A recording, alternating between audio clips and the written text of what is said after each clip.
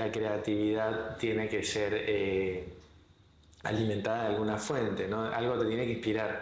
Entonces, un poquito de aquí, un poquito de allá. Entonces, vimos en diferentes categorías que hacían ciertas cosas que después replicamos nosotros en Quero, ¿no? Te haces una limonada, un jugo, lo que sea en tu casa y lo normal es que se separe, ¿no? Al contrario, lo que se queda todo estático, muy homogéneo, porque tiene Muchos aditivos. muchos aditivos. Entonces nosotros fuimos disruptivos en hacer todo al revés, ¿no? Oye, en vez de tanta densidad de jugo, mucho fruta, más ligero. Pero mucha más fruta. De menos fruta a mucho más fruta. De sabores tradicionales a blends exóticos, ¿no? Yo sí creo que si el producto es bueno, siempre hay maneras de generar el mercado.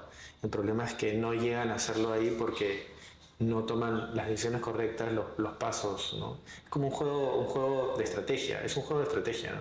Simplemente no mueven bien su ficha. Bienvenidos a Secret Talks, un espacio en el que conversamos de ciencia, tecnología, innovación y todo lo que transforma la industria alimentaria.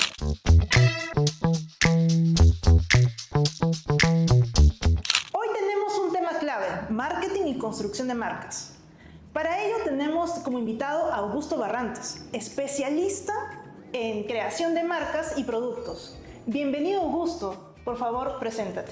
Muchas gracias, Cintia, por la invitación. Mi nombre es Augusto Barrantes. Me dedico a trabajar en la industria de alimentos y bebidas, a emprender principalmente y apoyar también a otros emprendedores a llevar sus marcas al mercado. Augusto, cuéntame, ¿cómo es que ingresas al mundo de alimentos y bebidas?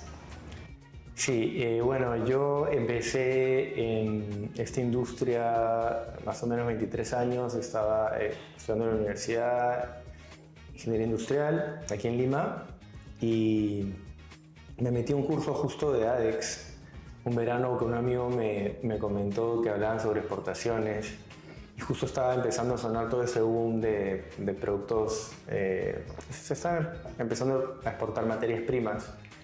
Y la verdad que eso fue como que para mí algo muy interesante. Siempre quise crear mi propia empresa y dije, sentí mucha conexión con Superalimentos, Perú, ¿no? Que se estaba empezando a colocar en el mundo y la verdad que dije, mira, me interesa, quiero aprender más sobre eso, ¿no? Entonces me metí ese curso de verano y ahí los profes eran bastante emprendedores, exportadores. La verdad que te motivaban bastante. Justo todo esto fue antes del boom de la quinoa y todo eso, ¿no? Entonces ahí fue como un poquito, se me metió el bichito y me animé, ¿no? a crear un producto. Me llamó mucho las superfrutas amazónicas y las tendencias a lo saludable. Hice mi investigación por mi lado. Y al final ¿no? Bueno, eso fue el primer empujoncito que tuve, ¿no? Como para animarme a emprender. Ok, y sé que tú eres el creador de la marca Quero. Cuéntame, ¿cómo es que nace este concepto de Quero y qué es lo que buscabas resolver? Claro, los juegos Quero nacen a raíz de todo eso que te comento de que yo tenía las ganas de emprender algo con una superfruta peruana para, la verdad, inicialmente, ingenuamente, con miras a exportarla, pero la verdad que digo ingenuo porque también exportar líquido es un poco complejo, hasta exportando agua se puede, ¿no? Pero es bastante duro y bueno, el plan era empezar por el mercado nacional y nos terminamos pegando bastante, aunque sí logramos exportar a diferentes lugares, ¿no? Pero un poco como que quedó rezagado eso de que sea un producto de exportación, ¿no? Y fue un producto más local. Y fue, claro, se convirtió en una marca local pero ¿por qué bebida? Fue porque la verdad que yo había vivido un tiempo en Estados Unidos previamente y venía con otro conocimiento de la categoría, entonces al ver acá que todavía estábamos muy incipientes en sabores, en fórmulas, en presentaciones, en todo, hasta el marketing y branding, y yo ahí fue que veo oportunidades. Yo digo, oye, bebidas, esta fruta más fácil es canalizarla en bebidas, es un producto de alta rotación. Y bueno, y ahí empezamos a validar un poco el mercado, a investigar y vimos que sí, por ahí había una oportunidad.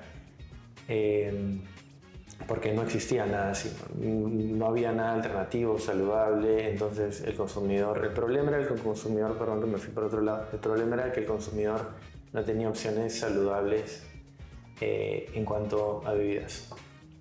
Ok, ustedes, de hecho, antes de eso, te comento, nos pasaba cuando estuve trabajando en la parte de desarrollo, nos pasaba mucho de que cuando hablaban de productos naturales querían un producto completamente homogéneo. Cuando llega Quero, cambia, considero la forma de visualizar, porque ya comienza a ver un producto, comenzamos a entender aquí en Perú que el producto natural tiene defectos, y tiene precipitado, y tiene trocitos, y son de hecho de las primeras marcas, quizás la primera marca que comienza a introducir ese concepto. Sí. ¿Y cómo hiciste para trabajar porque era algo que no era arraigado, no se conocía en ese momento? ¿Cómo hiciste para idear cómo colocar un producto con ciertas grumos, ciertas precipitados, y ponerlo de manera tan ingeniosa? Claro, bueno, sí, fue todo un reto agarrar todos esos, confrontar todos esos retos, problemas técnicos como los que mencionas, y darles la vuelta para llevarlos a nuestro favor.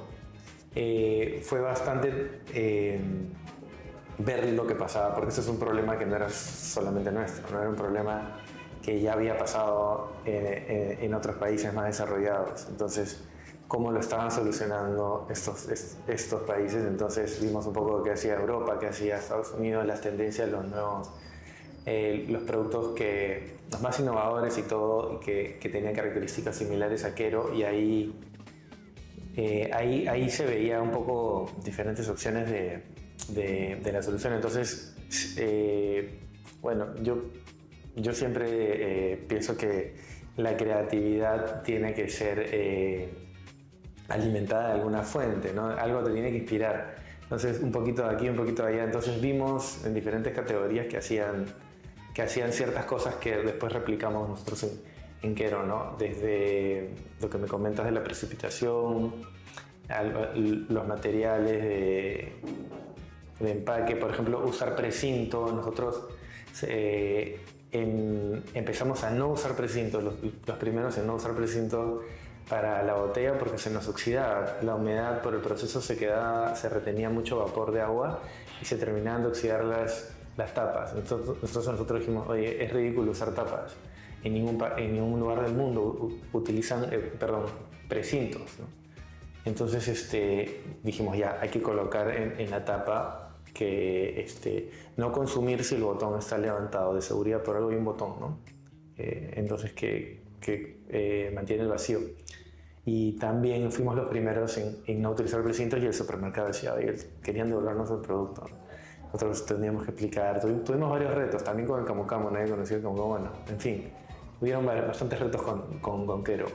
¿Y cómo hiciste con los precipitados, con las características de la fruta? Que, mejor dicho, tuvieron que ingeniarse para cada reto una solución. Pero, por ejemplo, ¿qué hiciste en los precipitados para que el público no diga, este producto no lo compro? Claro, para los precipitados, bueno, jugábamos con el envase, con el empaque, ¿no? Tú me parece que hablas más puntualmente de una bebida que tuvimos con quinoa, con cereales andinos de Quero, que le decíamos smoothie, que era tipo de desayuno. Esa, como se separaba bastante, que le pusimos un full body o un termocontraíble completo, pero también con el jugo también pasaba lo mismo, que se separaba. Pero sí, colocábamos ahí en el empaque, como estábamos conversando eso, que lo mejor estaba en el fondo, ¿no? Que agitar antes de consumir. Entonces, lo natural, o así se ve lo natural, no recuerdo exactamente, pero sí, teníamos que ingeniarnos para que la gente, el consumidor, empiece a entender que el estado natural de las cosas es así. Te haces una limonada, un jugo, lo que sea en tu casa, y lo normal es que se separe, ¿no? Al contrario, lo que se queda todo estático, muy homogéneo, porque tiene muchos aditivos. Sí, me acuerdo mucho justo ese mensaje que decía, lo mejor está abajo, agítalo antes de tomar. A mí me pareció muy ingenioso porque le habían puesto, me acuerdo, era el smoothie que me dices. Sí. Me acuerdo que le habían puesto un full body, pero le habían hecho un orificio de tal manera que podías verlo. Sí. O sea, para que no tape todo el producto, podías verlo. Sí, había una línea por el costado también, me acuerdo. Un orificio y una línea por el costado. Y justo te digo porque en desarrollo antes nos pasaba eso, que el cliente quería que, digamos, si estoy hablando algo con quinoa, con kiwicha o un jugo, que sea homogéneo.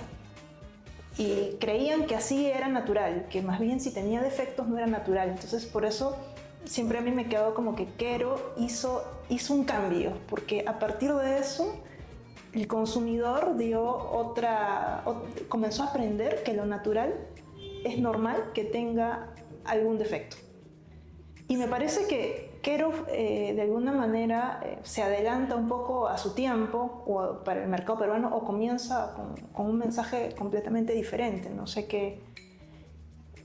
Sí, bueno, de todas maneras con Quero nos adelantamos bastante porque, bueno, esa era la oportunidad que vimos también de ser disruptivos, ser los primeros en hacer varias cosas ahí, desde los endulzantes, los primeros en usar stevia, ¿no? Luego los primeros en usar frutas exóticas también, como camu camu. O sea, tú introdujiste el camu camu. Sí, claro. Sí, fue todo un reto, porque nadie conocía el camu camu. Tuvimos un sabor también con cocona. De ahí lo dejamos de comercializarlo, pero era cocona, naranja y durazno, puede ser, un mix. Ahorita no recuerdo el mix, pero un mix tropical con cocona, que a mí en lo personal me gustaba mucho, ¿no? Pero tampoco era tan comercial.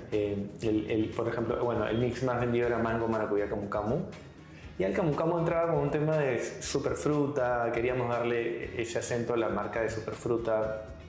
Y de identidad, ¿no? También identidad peruana. Crear identidad peruana, dar un beneficio, y además había varios puntos. También teníamos alto porcentaje de fruta, por ejemplo, fuimos los primeros en también meterle más de 30%. ¿no? Oh, ok. Entonces eran bastantes cosas donde había espacio para innovar y queríamos marcar, o sea, estar por encima de la valla en calidad, ¿no? Y había que también hacerlo en percepción, entonces tratábamos de hacerlo, bueno, en ese entonces lo mejor que pudimos con la marca, ¿no? con lo sensorial, la parte perceptiva, ¿no? El branding. ¿Y qué crees que conectó en el público peruano con la marca? ¿Qué fue lo que consideras clave? Bueno, fueron varias cosas, fue progresivo, fueron bastantes años construyendo, pero sí, definitivamente el público peruano quería una alternativa saludable. Nosotros empezamos un poco por el nicho, porque sabíamos que como estábamos empezando con el nicho en ciertas ubicaciones y tiendas que eran un poco más de ticket más alto, más caras, como las tiendas de conveniencia Listo, de Aiwon, empezamos a migrar. Empezamos por una categoría de nicho porque sabíamos que estaban dispuestos a pagar más por un mayor valor percibido, entonces era lo que hacía sentido, ¿no? Entonces, y de ahí, validando eso, íbamos masificando, ¿no? En la distribución y también educando al consumidor en diferentes puntos, ¿no? Pero más o menos esa fue la estrategia. O sea, Creo que me preguntaste eso, no, creo que me fui. No. Te estaba preguntando qué crees que conectó del producto, la propuesta de productos con el consumidor. ¿Qué fue? A ver, ¿qué fue lo que conectó con el consumidor? Bueno, para mí fueron varias cosas, fue progresivo, pero el hecho de ser la primera marca, ¿no? Un producto innovadora, total, que cuestionaba cómo se desarrollaban o cómo venía dándose el consumo de néctares y jugos de fruta en el país que solo tenía Fruit Punch, que era Tampico, esos. Cris, esas marcas, ¿no? O tenía Frugos, no sé, varias marcas néctares clásicos. Entonces nosotros fuimos disruptivos en hacer todo al revés, ¿no? Oye, en vez de tanta densidad de jugo, mucho más ligero.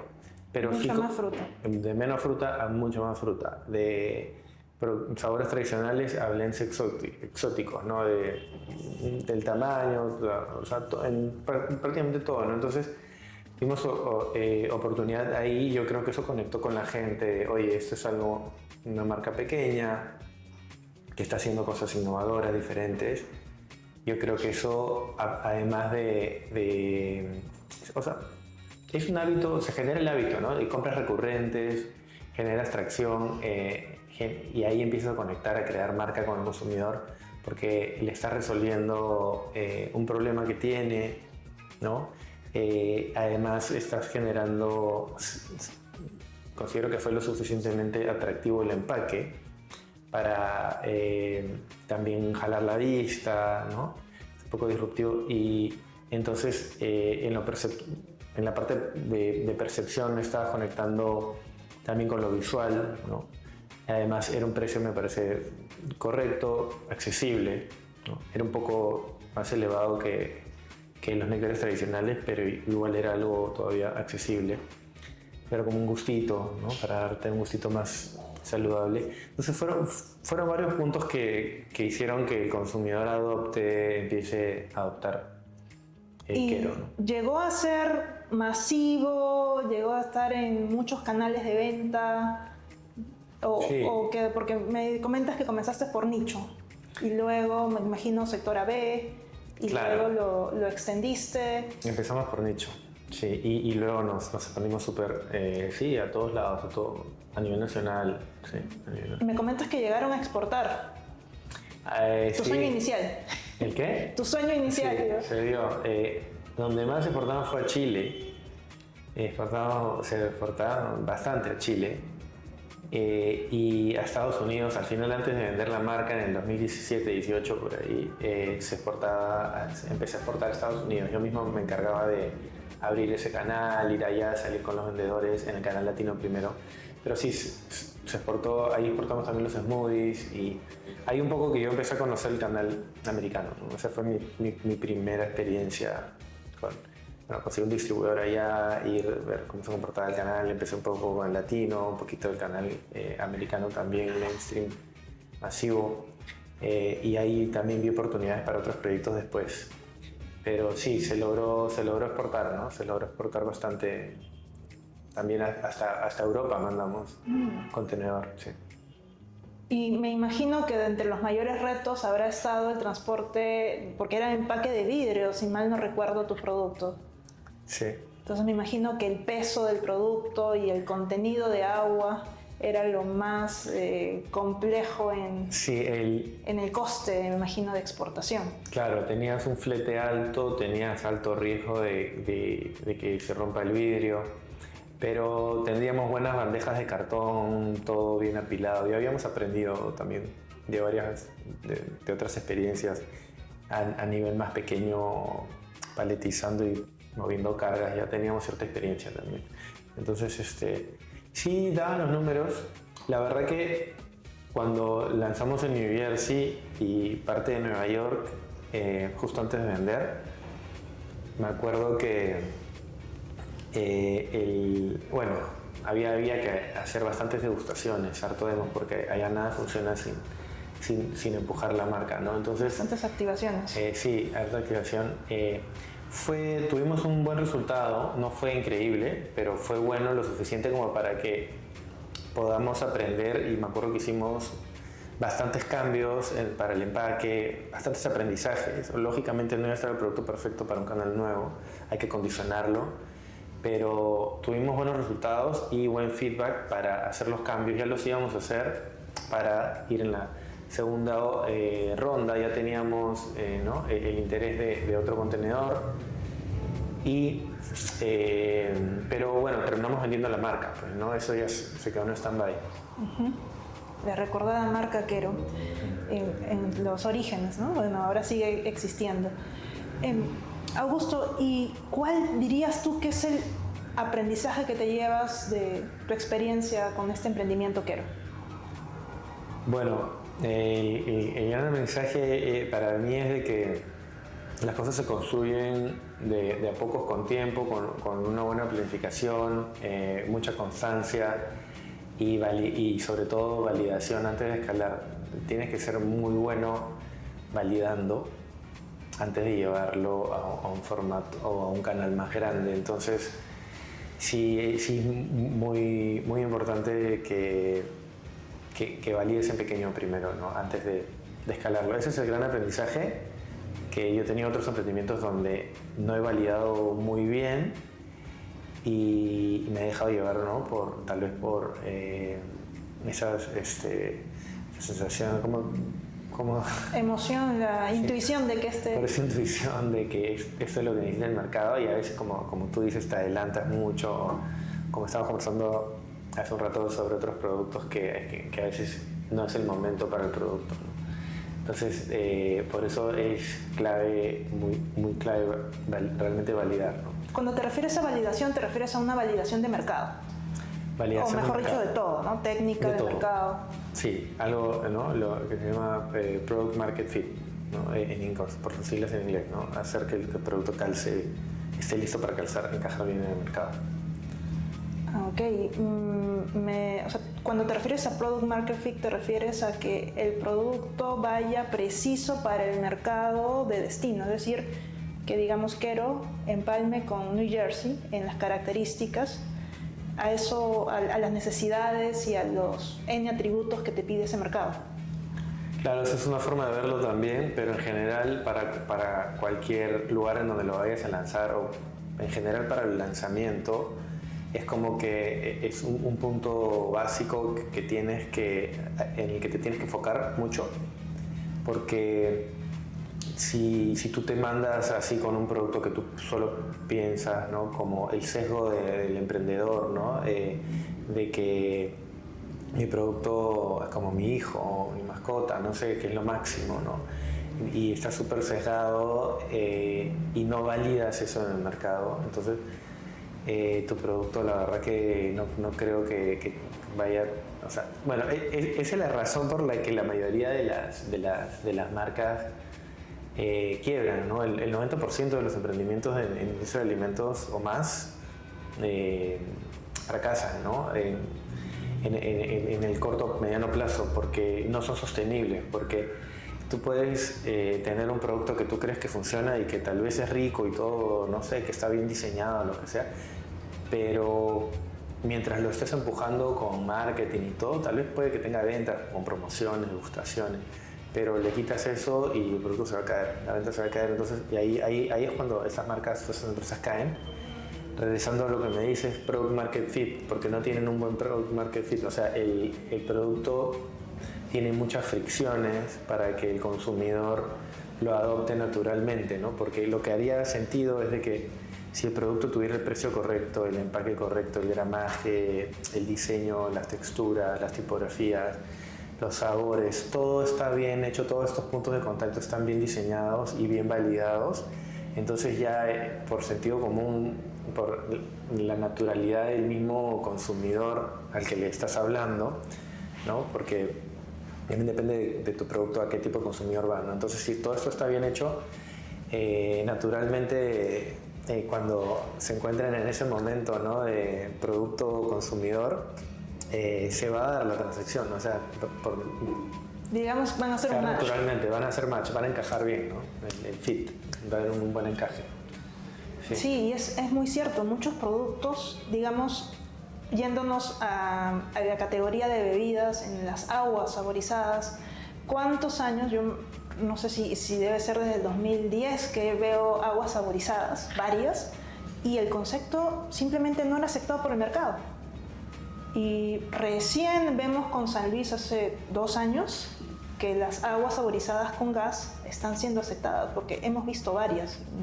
Si no me equivoco, he visto incluso algunas con calcio, enriquecidas con magnesio. Me acuerdo de una de Q10, de Age, que también salió del mercado, pero como dices, el mercado no estaba listo.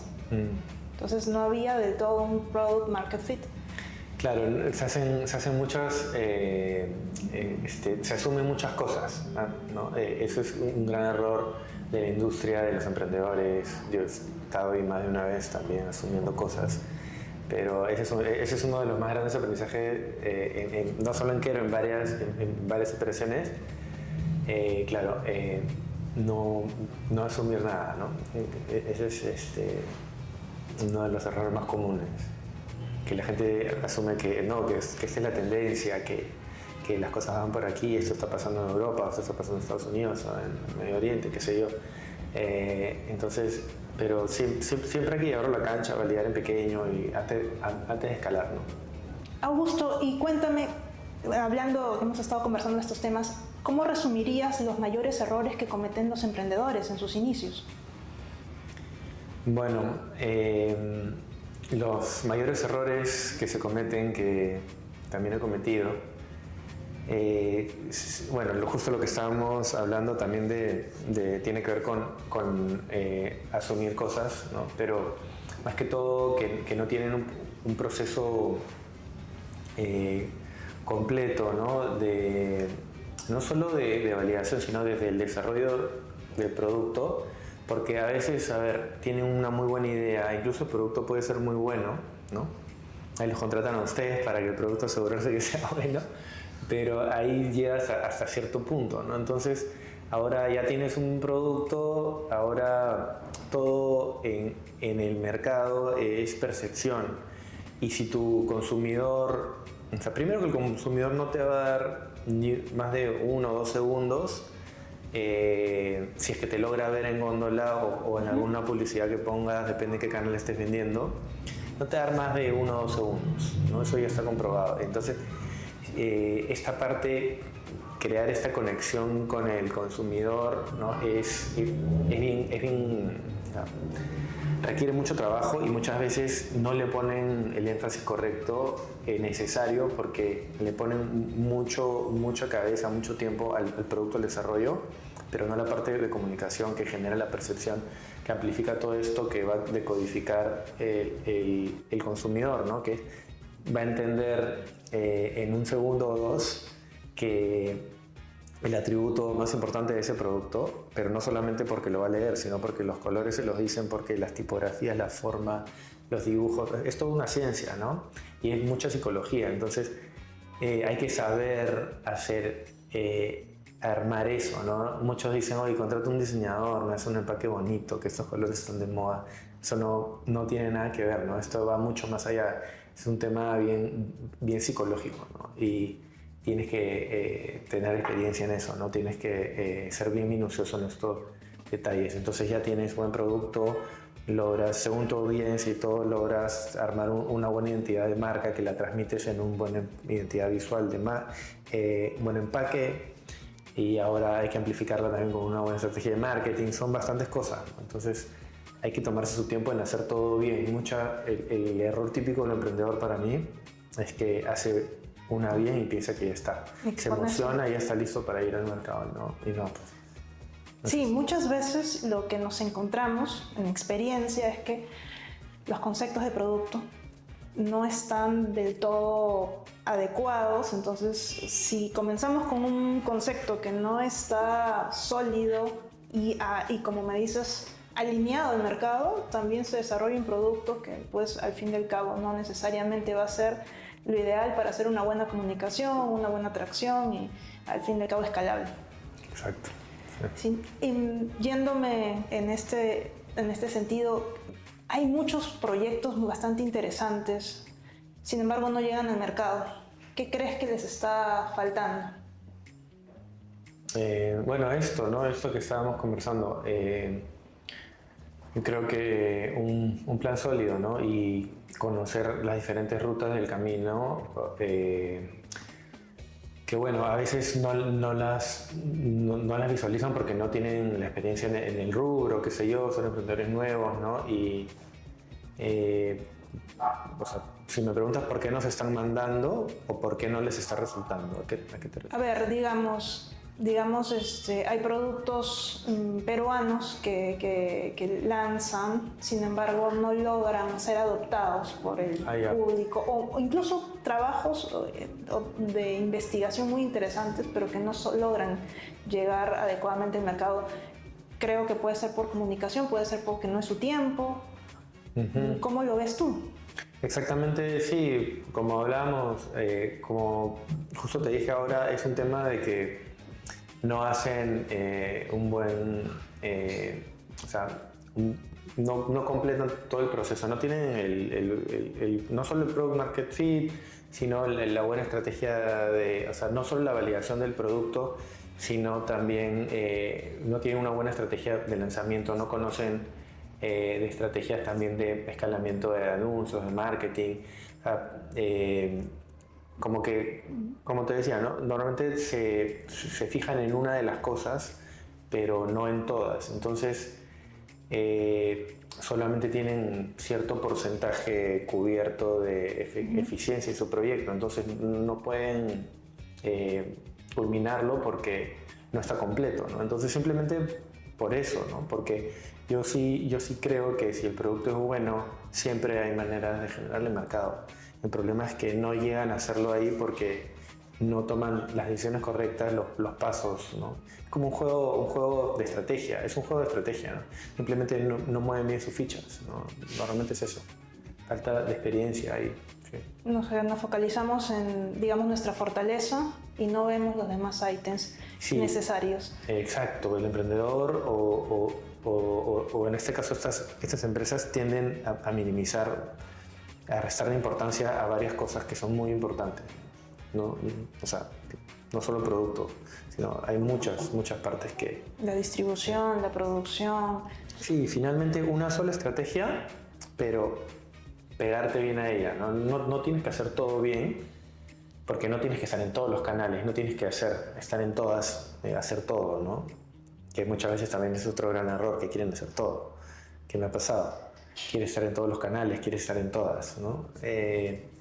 Pero mejor es hacer una sola cosa y hacerla súper bien, ¿no? Oye, voy a hacer solo ventas online, voy a construir una comunidad, voy a trabajar con microinfluencers, voy a generar con anuncios pagados, esta es mi estrategia, ¿no? Pero para que sea consistente y coherente tienes que tener una buena identidad de marca, un manual de marca, una identidad visual, o sea, todo este branding y comunicación también tiene que estar muy bien armada, porque tiene que conectar con el producto, no, o sea, con el público al que tu producto le quiere hablar según la estrategia, ¿me entiendes? Entonces, a veces hacen su plan de marketing, todo, pero no le habla al público que quiere este producto que tú tienes.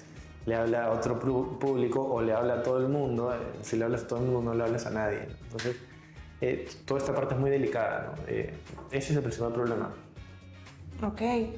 Y yéndome en este mismo sentido, ¿cuál consideras o qué consideras que nos falta como industria alimentaria desde tu enfoque para que ésta se fortalezca? Bueno, sería bueno, ¿no? Apoyo del Estado, de PROMPERÚ, algunas de las entidades que tengan programas de preparación, que es algo, por ejemplo, yo siempre quise tener cuando me iba a ferias promocionadas por PROMPERÚ y la verdad que el apoyo es un poco incompleto del Estado, ¿no? O sea, si tú me hablas de país, ¿qué le falta al país? Falta más conocimiento, ¿no? Más conocimiento, más estructura, más planificación en este tipo de cosas, ¿no? Porque yo me chocaba mucho con, por ejemplo, en mi caso, con que PROMPERÚ me decía, sí, en cada país tenemos alguien de la embajada, que el agregado comercial, si no me equivoco, ¿no? Que te va a ayudar, ¿no? Pero ellos, la verdad, estaban más diseñados, y lo entiendo perfectamente porque están más diseñados a los indicadores grandes del país, a la agroexportación, okay, ¿no? A otras cosas que mueven, los espárragos. Pues, espárragos, otras cosas, ¿no? El banano, mango, qué sé yo. Entonces, ellos te impulsaban todo eso, ¿no? Pero tú hablabas con el agregado comercial de, oye, productos de innovación, cómo traer distribuidores, cómo O sea, cualquier cosa que yo necesitaba y cero apoyo. Yo me quejaba de eso, ¿no? Hasta me han dado correos. Pero nada, ¿no? Yo siempre quise que hubiese habido mucho más apoyo para emprendedores de productos de valor agregado, ¿no? Por ahí, yo creo que por ahí va la cosa, que el país no tiene mucho desarrollo tecnológico y de innovación porque no hay ese tipo de apoyo. O sea, Sí. yo lo he aprendido En el campo. en el campo, ¿no? Sí, bueno, soy también bien autodidacta en estos temas, pero en la validación en la cancha es donde he ido aprendiendo. Sí, justo lo que me mencionas, ¿no? Productos de valor agregado, porque seguimos aún siendo un país que se dedica a exportación de recursos más que de productos de valor agregado. Sí. Y cuando hablamos de valor agregado, si bien hay programas, están focalizados en determinada etapa, digamos, no se integran. Y al no integrarse, entonces tenemos, digamos, sacan un jugo de palta, pero ese jugo de palta no llega al mercado porque se diseñó el producto, se desarrolló el producto, pero falta toda la otra red. Sí. Comunicación, marketing, distribución. O como la ruta exportadora. La ruta exportadora te dice cómo exportar y todo, pero te lo dice en papel, ¿no? Realmente no los detalles de cómo llegar o cómo tener un buen producto para poderlo canalizar por esa ruta, ¿no? La ruta exportadora, que es un programa del Estado, ¿no? Ah, mira, no había escuchado, pero no más detalle respecto de la ruta exportadora. Es más amigable para productos, yo creo, que se venden solos, que tienen fortaleza de por sí, como espárragos, como cosas así que no necesitan realmente generar marca ni mucho valor agregado. Ahí hace sentido perfecto la ruta exportadora. Pero para productos así, para otros emprendedores que quieren innovar, tener productos procesados, ¿no? Innovadores, no sé, disruptivos, con mucho valor agregado, no sirve esa ruta. Claro, no está integrando. Yo creo que el término me iría mucho a la integración. Sí. Augusto, ¿qué recomendaciones le darías a una persona que quiere comenzar un proyecto desde cero? ¿Por dónde debería iniciar? Depende del tipo de producto, si se puede hacer en la cocina, por su cocina, validarlo no solo con amigos y familiares, más que todo con gente que no conozca, que le vayan a dar opiniones sinceras, ¿no? Que haya mucha validación en pequeño, en micro, para ver si realmente hay una oportunidad ahí, ¿no? Tiene realmente eso, ¿no? La base, eso que tal vez da flojera hacer y uno tiene todas las ganas de mandarse rápido, unos buenos cimientos te van a asegurar de que el producto... Aparte que vas ganando comunidad, vas ganando gente, porque empiezas, ¿no? Con 30, 50, 100 clientes, hasta que llegas a 1000 clientes en unos meses. No importa, no andes en un lado, pero tienes tu gente, ya tu comunidad. Entonces todo eso es importante porque también ellos te retroalimentan en cómo mejorar el producto. Entonces yo creo que esa parte para mí es la más importante, ¿no? Tener un producto muy bien validado, en chiquito, ¿no?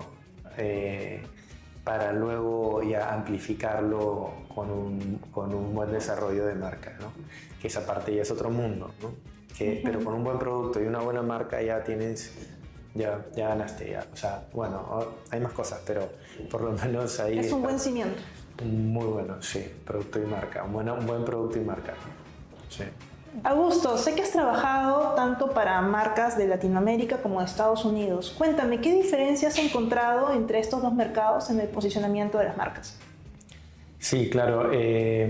Bueno, la verdad que son mercados muy diferentes, que uno marca muchas veces la trayectoria del otro, ¿no? Porque muchas veces Latinoamérica llegan las tendencias o copian algunas tendencias de lo que funciona en estos mercados más grandes, ¿no? Como Norteamérica, Estados Unidos. Entonces, aquí en Latinoamérica tenemos, primero, que son mercados económicamente hablando más pequeños, ¿no? Si hablas de productos de alta innovación que tienen un ticket de un costo mayor, también cuando más innovas tienes la limitación de que el precio sube, no siempre, pero muchas veces, y entonces se reducen tus audiencias, se reducen los mercados. Acá tienes canales de distribución en Latinoamérica que son más pequeños. Bueno, Brasil, Chile, Argentina son más grandes, Colombia también, pero en el caso acá de Perú todavía es un mercado moderno, por ejemplo, pequeño, y no hay muchas competencias tampoco. Las categorías no están muy desarrolladas todavía. Entonces, si tú te vas, por ejemplo, te vas a Estados Unidos y una categoría de, no sé, pues, no sé si te vas a mermeladas o chips o galletas o a congelados. Tienes, ya en congelados, hay supermercados en los que caminas y tiene 10 hileras de puro congelado en diferentes categorías dentro del congelado. Es una locura la diferencia de tamaño de mercado, de innovación, de todo. Entonces, cuando tú quieres meter un producto a esos mercados con innovación, porque si es un commodity, ok, vas y vendes limón o vendes espárragos con la marca de un tercero, qué sé yo, ¿no? Pero si tú quieres desarrollar marca o un producto innovador, wow, ahí ya ese es otro camino, porque mucha gente, yo he hablado con varios emprendedores o empresas que a veces me dicen, sí, nosotros ya exportamos a Estados Unidos, pero realmente no exportan a Estados Unidos, le exportan a la comunidad peruana dentro de Estados Unidos que compra productos nostálgicos, ¿no? Sublime, Donofrio, pero que tal vez te compra ají panca o tal vez cosas, pero lo compran por el insumo, no por tu innovación, ¿no? Te están comprando el ingrediente. Entonces, o sea, si alguien quiere hacer realmente marca en Estados Unidos, ese no es o en Europa, no sé, sobre todo en Estados Unidos, que es donde más experiencia tengo, no es el canal, no es el canal al que deberías ir al étnico, ¿no? Realmente tienes que ir a conquistar el mercado de Estados Unidos, que es un mercado gigante, ¿no? Entonces ahí entras a competir a grandes plazas, tienes que tener, ya, eso es un mundo aparte, ¿no? Eso es un mundo aparte. Yo me especializo también en eso, por eso trabajo con otras marcas que quieren entrar a Estados Unidos ya hace varios años y bueno, todo cambia, es un mundo. Tienes, por ejemplo, si tú quieres conseguir un distribuidor, realmente acá vas y buscas distribuidores, preguntas, no sé, ¿no? O si te quieres presentar acá a una cadena de supermercados grande, aplicas o vas, buscas, tocas la puerta, te pides un contacto, ¿no? Entonces allá eso es imposible, o sea, no hay manera de tener. Eso es un país tan grande y tienes tantas categorías y que tú para entrar para conseguir un distribuidor grande o para conseguir un supermercado necesitas contratar un broker o un intermediario y ahora hay categorías y niveles de intermediarios, por ejemplo, ¿no? Si tu producto es saludable, hay brokers especializados en productos saludables que trabajan con ciertas cadenas y para que tomen tu producto hay unos que son buenos y para que tomen tu producto tienes que ser un producto con oportunidad, ¿no? Tienes que ver si ellos quieren tomar tu producto para representarte y presentárselo a grandes distribuidores o cadenas, y además que cuestan entre $3,000 a $5,000, $10,000 mensuales. O sea, ¿Vendan o no vendan? Venda o no venda, no. Puede demorar un año en meter tu producto y conseguirte un orden de compra de Sprouts, de Publix, de Kroger's, no sé, de alguna cadena grande. Entonces hay otras estrategias más chiquitas, o sea, es un mundo muy complejo, la verdad, muy grande, muy complejo, que a veces uno piensa que como ya vende acá en el supermercado puede vender allá en el supermercado. Allá la única manera de vender allá en el supermercado, si tienes una marca blanca, si vendes frutas, si vendes productos así, pero que entres con tu marca a competir allá es muy, muy difícil, ¿no? Es un trabajo más serio, ¿no? Yo que requiere otras cosas. He escuchado que es bueno, no sé qué tan cierto será, que es bueno trabajar tu producto acá antes de presentarte allá porque es un buen antecedente. Exacto. Para que se realice la exportación. ¿Eso es por el broker? ¿Es en realidad por la exportación? Sí, ese es un muy buen punto. Si tú ya tienes un buen trabajo acá en el supermercado, ¿no? y logras que una cadena de autoservicios te responda, ¿no? Que va a ser bien difícil que te responda a menos que seas una empresa muy exitosa en Latinoamérica, que te respondan un correo, y a veces ni te respondan, necesitan ver todo con el broker. Pero entonces, cuando ya estás cara a cara con el comprador, sí, el comprador va a querer ver tus números en tu país, tu presencia en el país, todo eso importa mucho, ¿no? Sí, y cuál es tu plan de crecimiento para el país, ¿no? Y ellos quieren generar algo. Para ellos todo es rotación, allá le dicen velocidad, velocity le dicen, ¿no? Todo es velocity para los gringos. Qué tan rápido rota tu producto, ¿no? Tienes que construir eso, ¿no? Si tú no construyes eso, a ellos no les importa nada más que eso, ¿no? Y eso se construye de varias formas, ¿no? No es tan sencillo y no es tan económico. Entonces, entrar a esos canales es un juego ya como que mucho más estratégico y que requiere bastante inversión, experiencia, varias cosas. Augusto, me gustaría que le dejes un mensaje a la industria alimentaria. Bueno, el mensaje que podría darles a los emprendedores o a las pequeñas empresas que están en esta industria, que aprovechen hoy en día que en la industria peruana el nombre Perú está súper fuerte en los mercados más exigentes del mundo. Entonces, que no haya ese miedo de vender Perú en tu producto cuando vayas al extranjero, por ejemplo, si quieres exportar. Y para acá localmente, mucha validación antes de lanzar tu marca. Prácticamente eso podría decir. Augusto, quiero agradecerte por ser partícipe de este episodio. Muchísimas gracias por compartirles toda tu experiencia. Gracias a ti. Y quiero invitarte a que nos digas cómo seguirte, dónde podemos ver más de tu trabajo. Cuéntanos. Ya, perfecto. Bueno, me pueden seguir en LinkedIn. No estoy tan activo en LinkedIn, pero ahí me pueden seguir, usarlo como Augusto Barrantes.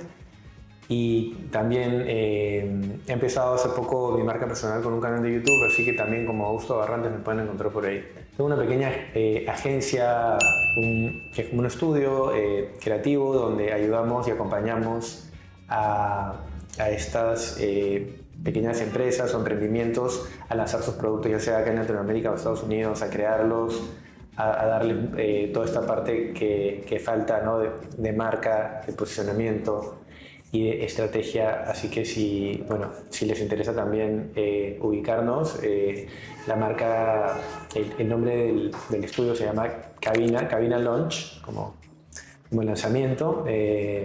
Ahí seguramente abajo está la información y bueno, eso sería todo. Muchas gracias, Augusto. Queremos entregarte un pequeño presente de parte de Cicrea. Eso es para ti. No sabía que había un presente, qué bueno. Cicrea. Bueno, qué bien, ¿no? No sé si te gusta el café, pero... ¿Te amo el café? Sí, buenazo. ¿Pasaste a ver esto? Ahí tu cuadernito. Cremita. Nanita, lo voy a usar, lo voy a ver. Está buena, me gusta y ahí está, perfecto. Gracias por acompañarnos en este episodio de Cicrea Talks. Si les gusta el contenido, compártanlo y síganos. Y por favor, dejen sus comentarios para ver qué otros temas son de su interés. Gracias, hasta el próximo episodio.